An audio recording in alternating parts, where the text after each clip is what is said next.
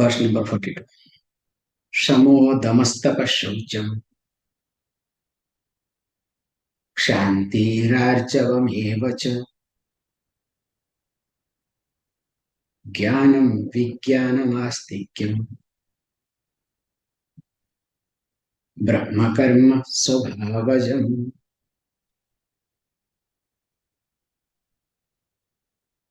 So already we have discussed in details that the karma has been divided based on swabhava prabhavi guni.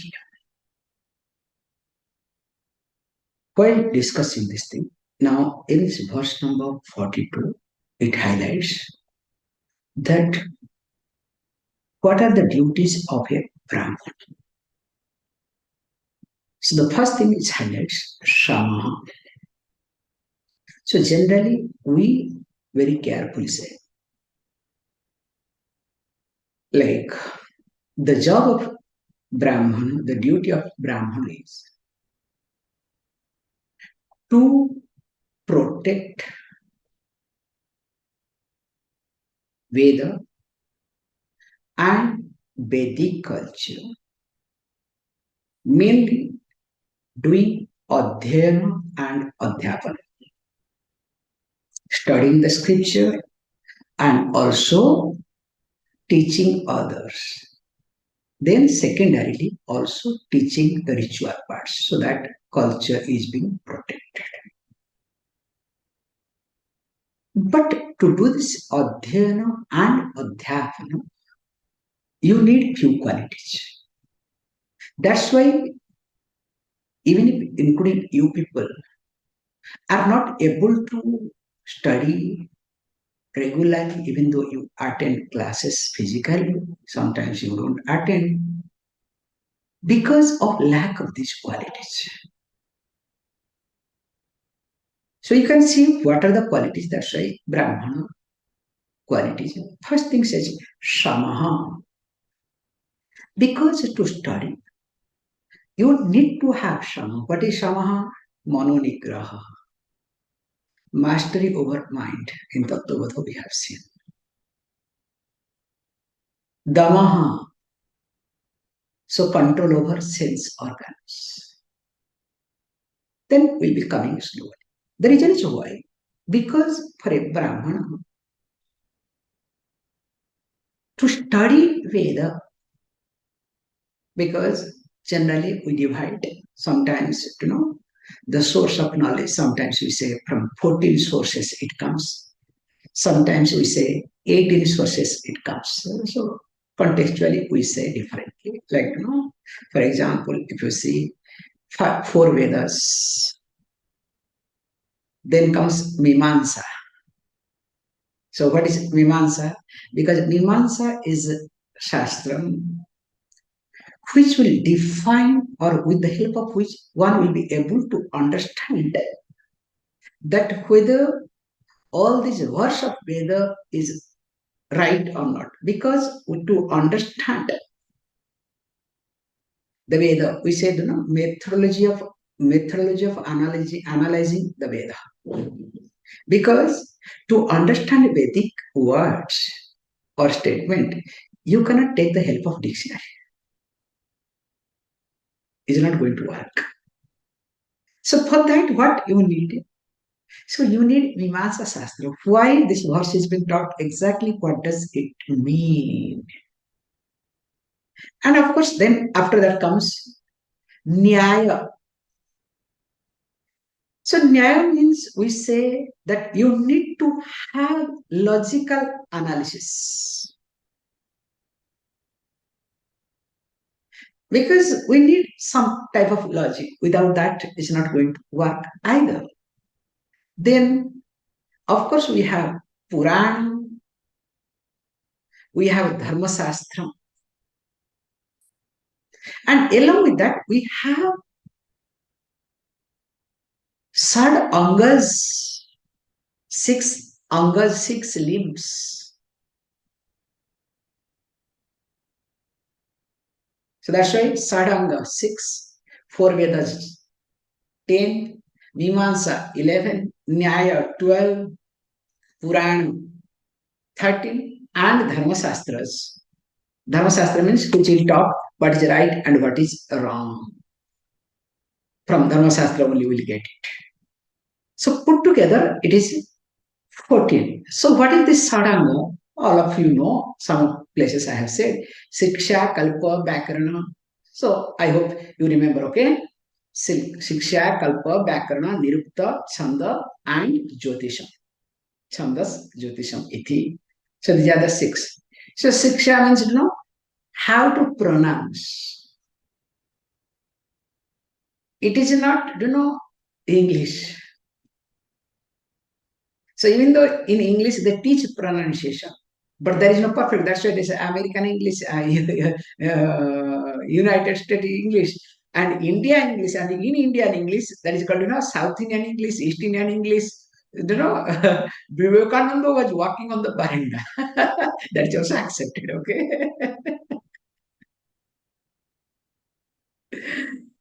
and Italian English. Okay, that's also nice to observe. So each English, the moment you open your mouth, people understand what English you are talking. Because there is no shiksha part. Shiksha means pronunciation because English is not phonetic. Absolutely not phonetic at all. Because HOUR, how you pronounce, there are many words. What you write and what you pronounce, there is no difference at all. When there is no connection at all. And let me not get into too much, okay? Who decides and how it is being decided that this particular word will be silent? Is there any rule? Grammatical, do you have any rule in English? So somebody said something, so that is being accepted. It's like, one word they called juggernaut. So this is the word from Odisha, it has got into English dictionary called juggernaut. So each time, each word is getting added without any connection. So let me not get into too much. So Siksha means pronunciation. So Sanskrit is completely pronunciation based. All the Vedic language, all our literature. Because if you change little bit pronunciation like same, shame, you know the difference, okay? So that means here one has to be very careful. And of course, kalpa means the rituals related to the science of rituals, you can say. So how a ritual to be followed? That is called Kalpa Shastra. This is called, Lim to Vedas. And of course, we have this Vyakarana, grammar, and Niruktam, etymology, Chanda, the meters, Jyotisham. So Jyotisham means astrology. Now, when one is supposed to study so many things, now the person mind has to be calm. At the same time, also, there should be Dhamma. There are many things to be followed. It's not going to work because it's simple. If mind, when you get up, if the mind gets up with, oh, I have to do this thing, that person doesn't listen to me. I have to see what is to be done. Oh, I need this much money. Oh, my body is paining. Oh God. Then, oh, my wife. Oh, my husband. I just when I look at you people, I close my eyes, so I visualize. Okay, what I get from you people, I talk. Okay, nothing else. And remember one good thing I have. The moment I see all of your face, so I read all of your mind. Okay, I'm not that stupid. Okay, so whatever comes, then that's how I speak. Let me not stress too much. Now, with this worries, with this concern, if you get up and you live with this worries and concern, and for half an hour you come for class. You think anything will enter in your mind? Nothing is going to enter. Yes, definitely we say something is better than nothing. Okay, I'm not, discouraging you people. Something is better than nothing, provided if you have Shraddha, provided if you have attitude.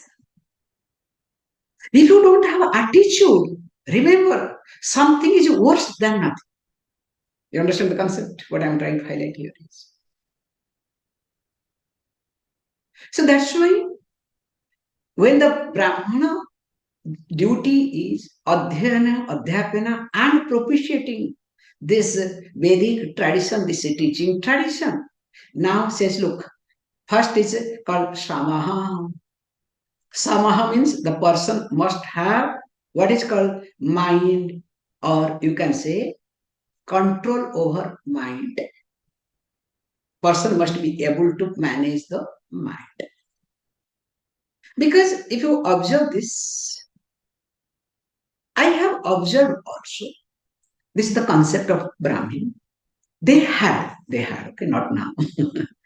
They had this understanding that luxury is not important to them. That's why a Brahmana lives almost like a sannyasi. Both the lifestyles are one and same.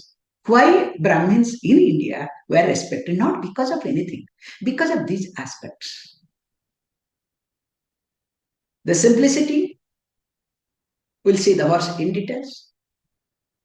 Caring, concerning, living life of, austerity, speaking truth, because a sannyasi, is not scared or afraid of anybody, anything can say. Brahmana also was allowed to say upfront, you are wrong, whether you are king or anybody. Even if he is being beheaded, they will not mind to say that you are wrong. Whereas in present day, it doesn't happen. Like in Ayodhya Mandapam in Tamil Nadu, what happened few years back, you people know better. And recently also, when Ram temple was there, what happened, that also you know better. That courage is gone. Very sad part. So, let me not get into too much. So here he says, look, first thing is the person has to develop shama, means the person has to be shanta. So shanta means what? The person is, quiet.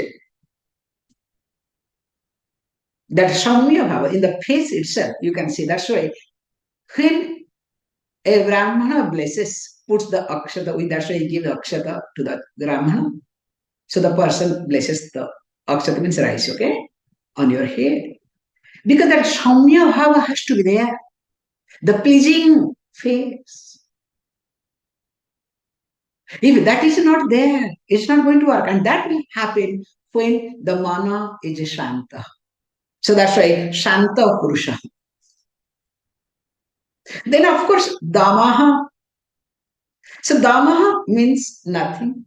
The person is not crazy behind sense pleasure, external pleasure.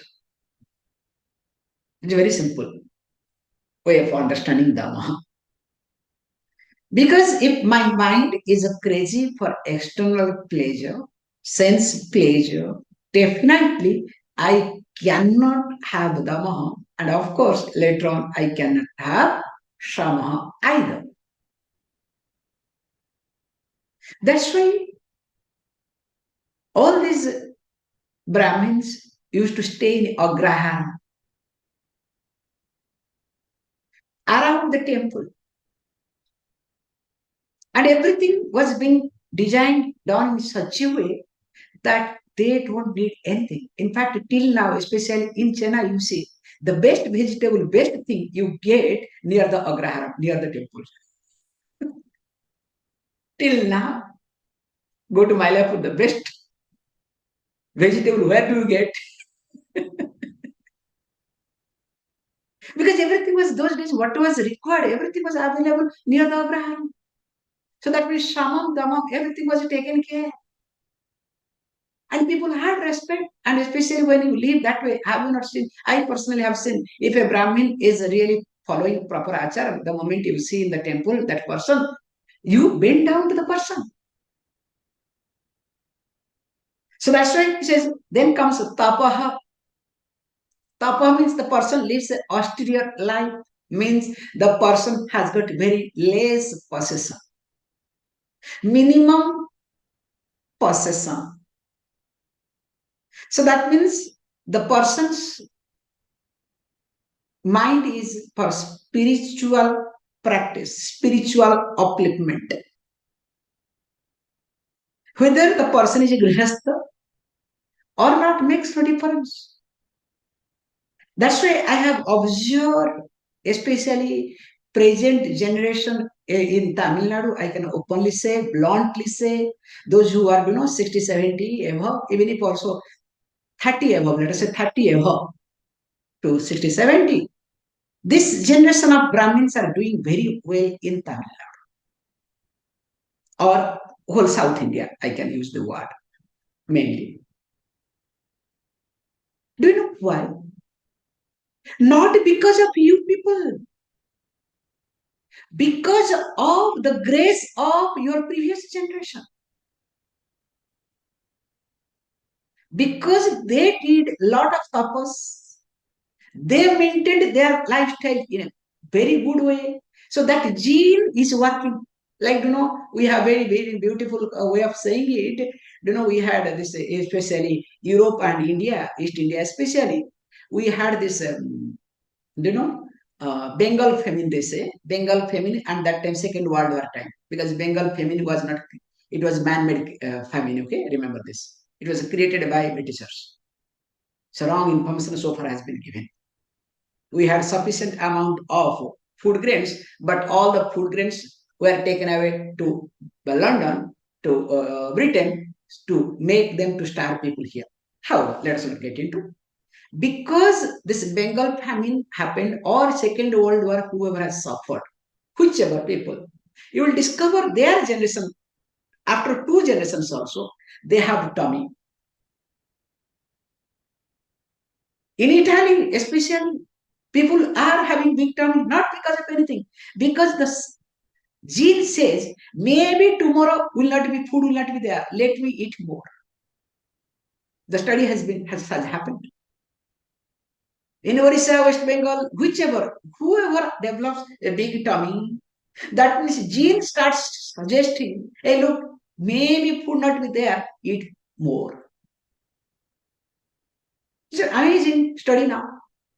So how it happens, same thing also this Brahmana iti. So the basically Brahmana lives a simple life with austerity, and of course comes Shaucham. Shaucham means purity. So purity doesn't mean I keep cleaning my dress. Okay? I keep cleaning my hand. I keep cleaning my room. Hey, that is not Shaucham. That is called disease. You understand what I'm trying to say? Some people have a habit of keep cleaning, cleaning, and cleaning. I remember one person was complaining, Swamiji, I don't know what to say. My wife is obsessed with the cleanness. Keeps cleaning, cleaning, and cleaning. And the sad part is, especially when what do you call this COVID came. So child comes back from school. So she has to take bath completely outside and come. Because it went a few steps ahead. And I have taken my daughter also. I cannot take my wife to the psychiatrist, but so I have taken my daughter also to the psychiatrist. So at least through that, she can wake up. And finally, the psychiatrist confirmed yes, some medicine to be given because this physical cleanness is one type of sickness. Excessive physical cleanness is a sickness. Oh, Swami, that's why I don't clean at all. That is worse, okay? Remember this. At least physical cleanness, other person will get irritated, but will like it. Okay? But if you don't clean, don't worry. Other person will not come at all. That's worst, okay? However, let me not get into too much. So here when it says cleanness, shaucham, actually both external and internal purity. And internal purity happens when my thinking is aligned with my speech. So there is alignment. That's why Satyam Vada, only when a person speaks truth, that person can have internal purity or inner purity. Imperson is a split person. Definitely, that person cannot have inner purity either. That's why one also need to learn to discipline one's own intellectual. We call intellectual discipline. Have you ever heard this word? Because if I don't discipline my intellect, because intellectual discipline is such a subtle point to understand that I only know my motives. I only know how my intellect functions. The moment my intellect questions my intellect, you understand? Sometimes questions are not, what I'm doing it. Then second, then you go along with that. You confirm, you strengthen. So through the intellectual discipline alone, one can develop or one can have this inner purity. And of course, for inner purity, you need external purity. But external purity is not everything. Whatever to be done, we must clean. That's why if there is no external purity, inner purity also will not come. But one should not get stuck with external purity and doing all sort of mess inside. Present generation especially, external purity is very good. Because you don't clean, poor washing machine cleans. You don't clean your home, robot cleans. So everything is done by machine. You switch on and you break everything. Then you work to repair. But there is no inner purity in these days. That's why you need to understand if you are not comfortable within yourself, that means there is lacking in inner purity. If people are not comfortable with you, that means you are lacking both inner and external purity. Is it clear? If you are not comfortable within yourself, you are lacking in inner purity. If people are not comfortable with you, that means you are lacking in both inner and external purity. Even though you can say, no, external, you are very pure, you clean, you do everything, it is not proportional, improportional. You have to be very careful in this regard. That's why that person becomes called arjavam, the straightforwardness. And straightforwardness means nothing. I had already talked at this point some time back. And of course, we have discussed in 13th chapter too. Straightforwardness is nothing but living a life of integrity. Integrated life is called straightforwardness. Means I avoid myself not to become a split person. That means I avoid my hidden motives. I avoid my hidden agendas. I make sure my mind, my speech, and my works are aligned. Then only what I see that I don't plan, I don't waste my energy to meet somebody. Because many times what you do, how you dress, how you carry yourself to meet, to impress, what to tell, what not to tell, how much energy you waste. That's why also Arjamam comes.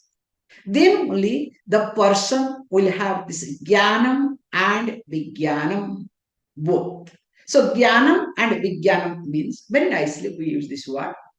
So Jnanam means we say that knowledge that is related to this aparavidya, that objective science. Whereas Vijnana means Atma Jnana Vidya, Paravidya, absolute knowledge. Para and Apara. And of course, not only that, because verse goes on and on, as you have seen it. Also, what we need to see here, the person also looks at Jnana, Vijnanam, Astikam iti.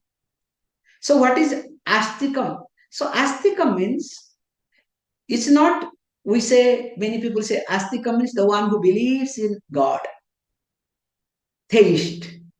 The one who does not believe in God is called atheist. It's not, it's a wrong translation. So, this is the translation of Christian oriented people destroyed. So theist, atheist has nothing to do. Astikam, Nastikam has nothing to do with the God at all. The one who believes in Veda, that's why every Brahmana, especially, of course, seeker of truth, has two eyes. One eye is called Pratyaksha, that is here. All Pratyaksha Pramana, they stand for first eye, which is related to this external world through these five sense organs. Pratyaksha Pramana, I can see this moon world, I can understand moon world. So there is another eye, it's called Veda. Veda as a Pramana, the person accepts. That person alone is called Astika. So theist don't, Astika don't translate as theist, Nastika as atheist. No. The one who believes in Veda is called Astika. The one who doesn't believe in Veda, that as Pramana. Pramana means of knowledge. That Veda can only teach us about me, myself, about what is going to happen after death, which karma will give me, which karma phala. Only Veda can teach, nothing else. So that Pramana Buddhi one has to have, then only that person is called an astika, and if you want to say an astika. So that's why the person here is astika. That means the person understands the limitations of pratyaksha pramana, analyzes everything, and also has shraddha on this Veda as pramana. And that person, even though doesn't have any comfort, even if doesn't have possession, still the person is happy, is comfortable. That's why, remember, that person only is a Brahmana.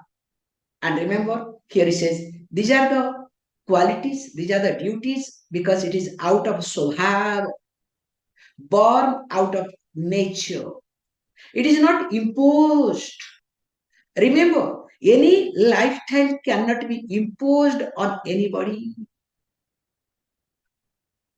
Because if it is imposed on anybody, it will not work. It has to come, your lifestyle has to come out of your understanding. That's why today I was writing, keeping this verse, I was writing that's why I said Brahmana is equal to like a sannyasa. That's why a Brahmin lifestyle cannot be imposed on anybody as the sannyasa lifestyle. It has to come out of understanding. That's why we don't impose people to live in ashram. It doesn't work. That's why the person must have maturity to live in ashram. If the person doesn't have maturity to live in ashram, it is not worth.